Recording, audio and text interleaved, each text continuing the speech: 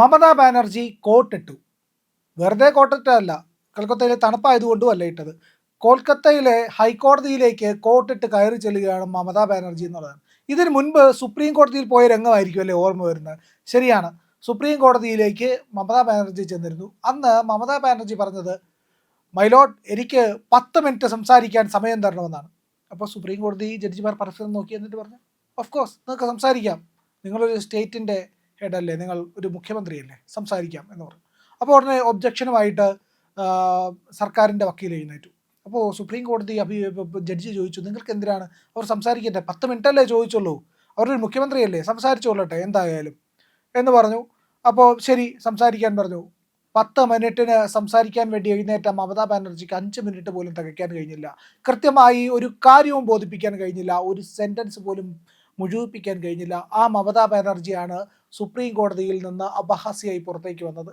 എന്നിട്ട് ഇപ്പോൾ കൊൽക്കത്ത ഹൈക്കോടതിയിലേക്ക് വന്നിരിക്കുകയാണ് പുതിയ നാടകവുമായിട്ട്. കോട്ട് നാടകമാണ് മമതാ ബാനർജിയുടെ കയ്യിലുള്ളത്. ഒരു ഷിർസന്യ ബന്ദോപാധ്യായ എന്ന് പറയുന്ന ഒരു TMC നേതാവിൻ്റെ മകനാണ്, കല്യാൺ ബന്ദോപാധ്യായയുടെ മകനാണ് ഷിർസന്യ ബന്ദോപാധ്യായ. അദ്ദേഹം ഒരു കേസ് കൊടുത്തിരിക്കുന്നു ഹൈക്കോടതിയിൽ, കൽക്കത്ത ഹൈക്കോടതിയിൽ കൊടുത്തിരിക്കുകയാണ്. പറയുന്നു, തിരഞ്ഞെടുപ്പിന് ശേഷം വലിയ അക്രമമാണ് സാർ സംസ്ഥാനത്ത് നടക്കുന്നത്. നിരവധി ആൾക്കാർ ആക്രമിക്കപ്പെടുന്നു, തൃണമൂൽ കോൺഗ്രസ് നേതാക്കൾ ആക്രമിക്കപ്പെടുന്നു, അവരുടെ വീടുകൾ ആക്രമിക്കപ്പെടുന്നു, അവരുടെ പാർട്ടി ഓഫീസുകൾ ആക്രമിക്കപ്പെടുന്നു. എവിടെ ആക്രമിക്കപ്പെടുന്നത്? പശ്ചിമ ബംഗാളിൽ. കഴിഞ്ഞ 15 വർഷക്കാലം ആരാണ് അവിടെ ആക്രമണം നടത്തിയത്? ഇവിടെ പല ചോദ്യങ്ങളും മമതാ ബാനർജി ആക്രമണം എന്ന് പറയുമ്പോൾ ഉയരുന്നുണ്ട്. ആരാണ് അവിടെ ആക്രമിക്കപ്പെട്ടവർ? നിത്യമായി ജീവിതാവസാനം വരെയും വൈകല്യത്തോടു കൂടി ജീവിക്കാൻ ഒരു മനുഷ്യനെ നിങ്ങൾ ഇരയാക്കിയില്ലേ തൃണമൂൽ കോൺഗ്രസ്സുകാരെ? അത് ഓർമ്മയില്ലേ?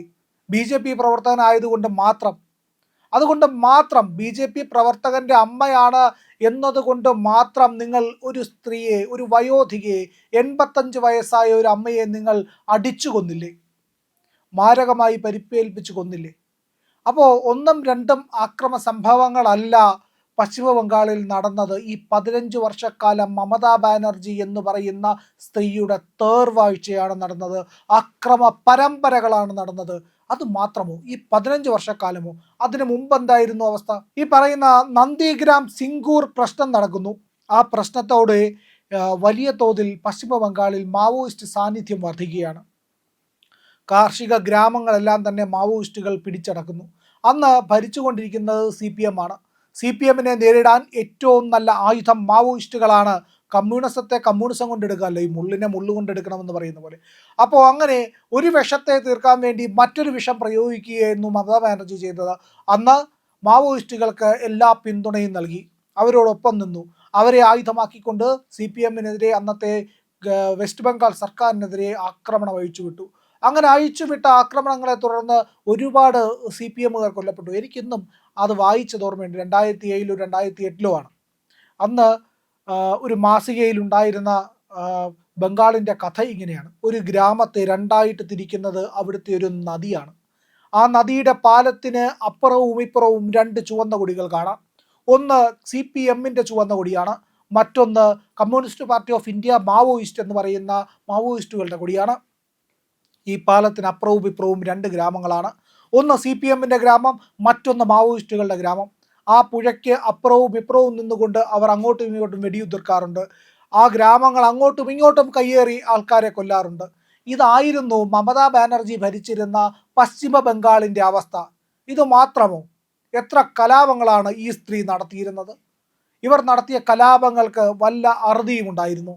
പശ്ചിമ ബംഗാളിലേക്ക് ഇരച്ചു കയറി വന്ന ബംഗ്ലാദേശികളെ ഉപയോഗിച്ചുകൊണ്ട് ക്രൂരമായ ബലാത്സംഗങ്ങൾ, ക്രൂരമായ കൊലപാതകങ്ങൾ ഒക്കെയാണ് നടത്തിയിരുന്നത്.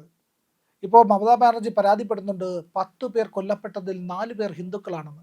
എത്ര ഹിന്ദുക്കളെയാണ് മമതാ ബാനർജി, നിങ്ങളുടെ സർക്കാർ, നിങ്ങളുടെ പാർട്ടിക്കാർ, നിങ്ങൾ സമ്മതം കൊടുത്തിട്ട് ബംഗ്ലാദേശികൾ വന്ന് കൊന്നത്? അവിടുത്തെ ജനങ്ങളൊന്നും മറന്നിട്ടില്ല. നൗഖാലി മറന്നവരല്ല പശ്ചിമ ബംഗാളിലെ ജനങ്ങൾ. ബംഗാളിനെ 2ആയി വിഭജിച്ച് ബംഗ്ലാദേശ് എന്ന് പറയുന്ന ഒരു രാജ്യമുണ്ടായപ്പോൾ അവിടുത്തെ ഹിന്ദുക്കൾ ക്രൂരമായി കൊല ചെയ്യപ്പെട്ട നൗഖാലിയിലെ കലാപം അവർ മറന്നിട്ടില്ല. ബംഗ്ലാദേശ് ഫയലായിട്ട് അതിപ്പോൾ പുറത്തേക്ക് വന്നിട്ടുണ്ട്, ബംഗാൾ ഫയൽസ് എന്നൊക്കെ പറഞ്ഞ് പുറത്തേക്ക് വരുന്നുണ്ട്. അപ്പോൾ ജനങ്ങൾ ഇതൊന്നും മറക്കാറില്ല എന്നുള്ളത് മമതാ ബാനർജി ഓർക്കേണ്ടതാണ്. അവിടെയാണ് നിങ്ങൾ പറയുന്നത് ബി ജെ പി ക്രൂരത കാണിക്കുന്നു. ബി ജെ പി ആണോ ക്രൂരത കാണിച്ചത്? മമതാ ബാനർജിക്ക് എന്താ അൽഷിമേഴ്സ് ബാധിച്ചോ? സുവേന്ദു അധികാരിയുടെ ഏറ്റവും അടുത്ത അനുയായി ചന്ദ്രനാഥ് രഥ് എന്ന് പറയുന്ന 33 വയസ്സുകാരനെ പോയിന്റ് ബ്ലാങ്കിൽ വെടിവെച്ച് കൊന്നത് ആരാണ്? നിങ്ങളുടെ കിങ്കരന്മാരല്ലേ? അപ്പോഴാണ് നിങ്ങൾ പറയുന്നത് ഇലക്ഷന് ശേഷം വലിയ അക്രമമാണ് നടക്കുന്നതെന്ന്. നിങ്ങൾ 15 കൊല്ലം കൊണ്ട് ചെയ്തതും നിങ്ങൾ ആ 15 കൊല്ലം കൊണ്ട് ചെയ്യാൻ വേണ്ടിയിട്ട് അതിന് മുന്നോടിയായി ചെയ്തതും എന്തൊക്കെ ആക്രമണങ്ങളായിരുന്നു, കൊലപാതകങ്ങളായിരുന്നു, ബലാത്സംഗങ്ങളായിരുന്നു, ഇതൊക്കെ ഒന്ന് ഓർത്തു നോക്കൂ മമതാജി എന്ന് പറയുന്നുണ്ട് അവിടുത്തെ സാധാരണക്കാർ. ദീദി എന്നാണല്ലോ സ്വയം വിളിക്കുന്ന പേര്. മറ്റേ സിനിമയിൽ പറയുന്നുണ്ട്, ഞാൻ എന്നെ വിളിക്കുന്നത് സരോജ് കുമാറാണെന്ന് പറയുന്നത് പോലെ മമത സ്വയം വിളിക്കുന്നതാണ് ദീദി എന്ന്. ആരുടെ ദീദി? ആർക്കും ദീദിയല്ല. അവിടുത്തെ ഒരു ദാതയാണ് മമതാ ബാനർജി എന്ന് പറയേണ്ടി വരും. അവരാണ് വന്നു നിന്ന് ഹൈക്കോടതിയിൽ നിന്ന് പറയുന്നത് കറുത്ത കോട്ടിട്ടുകൊണ്ട്, മൈലോഡ് ഞാൻ ആദ്യമായിട്ടാണ് ഹൈക്കോടതിയിൽ വരുന്നത്, എനിക്ക് ഇതിനു മുമ്പ് ഹൈക്കോടതിയിൽ വരേണ്ടി വന്നിട്ടില്ല, ഞാൻ പങ്കെടുത്തിട്ടില്ല, ഞാനൊരു വക്കീലാണ് എന്ന് പറഞ്ഞ് കറുത്ത കോട്ടിട്ട് മമതാ ബാനർജി വന്ന് വാദിക്കുകയാണ്. എന്ത് വാദിക്കുന്നതിൽ എന്തെങ്കിലും ഒരു ഉളുപ്പുണ്ടോ എന്നുള്ളതാണ് അവിടുത്തെ ജനങ്ങൾ ചോദിക്കുന്നത്. ഹേ സ്ത്രീയെ, നിങ്ങൾക്ക് എന്തെങ്കിലും ഉളുപ്പുണ്ടോ, മര്യാദയുണ്ടോ? നിങ്ങൾ ചെയ്തു കൂട്ടിയ കലാപങ്ങൾക്ക്, കൊലപാതകങ്ങൾക്ക്, മുർഷിദാബാദിൽ അരങ്ങേറിയ നരഹത്യയ്ക്ക്, ഹിന്ദു വംശഹത്യയ്ക്ക്, ഉന്മൂലന രാഷ്ട്രീയത്തിന് എന്തെങ്കിലും അറുതി വരുത്താൻ നിങ്ങൾക്ക് കഴിഞ്ഞിട്ടുണ്ടോ? ബംഗ്ലാദേശിലെ ജനങ്ങൾ ഇപ്പോഴും മറന്നിട്ടുണ്ടാവില്ല അവിടുത്തെ ഹിന്ദുക്കൾ എന്ത് ക്രൂരതയാണ് അവരോട് അക്കാലത്തെ കോൺഗ്രസും അന്നത്തെ പല ദേശീയ നേതാക്കളും കാണിച്ചു കൂട്ടിയെന്ന്. സോറാവർദിയോട് ഇന്നും പൊറുക്കാത്ത മനസ്സുകൾ ബംഗാളിലുണ്ട് എന്നുള്ളതാണ്. അവിടെയാണ് മമതാ ബാനർജി നിങ്ങൾ ഒരിക്കലും പൊറുക്കാനാവാത്ത, ഒരിക്കലും മറക്കാനാവാത്ത ചോരപ്പാടുകൾ മാത്രം കൊണ്ട് നിറഞ്ഞിരിക്കുന്ന ഹിന്ദു ജനതയുടെ മനസ്സിലേക്ക് നിങ്ങൾ ആക്രമിക്കപ്പെടുന്നു എന്ന വ്യാജ കഥ കൊണ്ടിറക്കുന്നത്. ആ കഥ ഒരിക്കലും ബംഗാളിൽ വിലപ്പോവില്ല എന്നുള്ളതാണ് ഇപ്പോൾ പരിഹാസരൂപേണ സോഷ്യൽ മീഡിയ ഒന്നടങ്കം പറഞ്ഞുകൊണ്ടിരിക്കുന്നത്. നിങ്ങൾ ഖുസ്ബൈറ്റികളായിട്ടുള്ള, അതായത് നുഴഞ്ഞു കയറ്റക്കാരായിട്ടുള്ള കുറേ പേരെ കൊണ്ടിറക്കിയില്ലേ ആസാമിൽ തിരികെ കയറ്റിയതുപോലെ ഇവിടേക്ക്, അവരൊന്നും നിങ്ങളോടൊപ്പം ഉണ്ടാകില്ല. കാരണം അവിടുത്തെ സർക്കാരും ജനങ്ങളും തീരുമാനമെടുത്തു കഴിഞ്ഞു, ഇവിടുത്തെ സ്വദേശികളായിട്ടുള്ള, ഇവിടുത്തെ പൗരന്മാരായിട്ടുള്ളവരല്ലാത്തവർക്ക് ഇവിടുത്തെ വിഭവങ്ങൾ പങ്കുവെക്കേണ്ടതില്ല എന്ന്.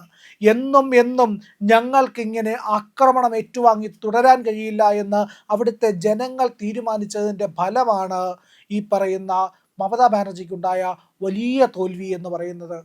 അവിടെ ഈ പറയുന്ന പ്രദേശങ്ങളിൽ രേഖാപത്ര എന്ന് പറയുന്ന സ്ത്രീയുടെ കഥ എന്താണ് എന്നുള്ളത് കൂടി മമതാ ബാനർജി അന്വേഷിക്കേണ്ടതുണ്ട്. മമതാ ബാനർജിക്ക് അറിയാത്തതല്ലല്ലോ ഇതൊന്നും. അപ്പോൾ അങ്ങനെ സന്ദേശ് ഖാലിയൊന്നും ആർക്കും അവിടെ മറക്കാൻ കഴിയില്ല. അപ്പോൾ രേഖാപത്ര അടക്കമുള്ള സ്ത്രീകൾ എഴുന്നേറ്റ് നിന്ന് ചോദിക്കുന്നുണ്ട്, ഞങ്ങൾക്ക് നീതി ലഭിക്കണം, ഞങ്ങൾക്ക് ഇവിടെ ശാന്തി ലഭിക്കണം, സമാധാനം ലഭിക്കണം. അതുമാത്രമാണ് ബംഗാളിലെ ജനങ്ങൾ ആവശ്യപ്പെടുന്നത്. മമതാ ബാനർജിയുടെ പുതിയ നാടകത്തിന് തിരശീല വീഴാനായി അധികം സമയമില്ല. ഈ നാടകം നിങ്ങൾക്ക് ഇനിയും ഒരു 20 കൊല്ലം തുടരേണ്ടി വരും. അവസാന കാലത്ത് ആയുസ്സറ്റ് തീരുന്നത് വരെയും ഇത് തന്നെയായിരിക്കും നിങ്ങൾക്ക് തുടരേണ്ടി വരിക. കാരണം ഇനി ഒരിക്കലും ബംഗാളിൽ, പശ്ചിമ ബംഗാളിൽ ഈ പറയുന്ന തൃണമൂൽ കോൺഗ്രസ് അധികാരത്തിലേക്ക് തിരികെ വരാൻ പോകുന്നില്ല. അവിടുത്തെ ജനങ്ങൾ സ്വാഭിമാനം തിരിച്ചറിഞ്ഞു കഴിഞ്ഞു. അവർ അവരുടെ നിലനിൽപ്പിന് വേണ്ടിയുള്ള പോരാട്ടത്തിലാണ് BJP വിജയിച്ചത്. അത് സുവേന്ദു അധികാരി നിലനിർത്തുക തന്നെ ചെയ്യും.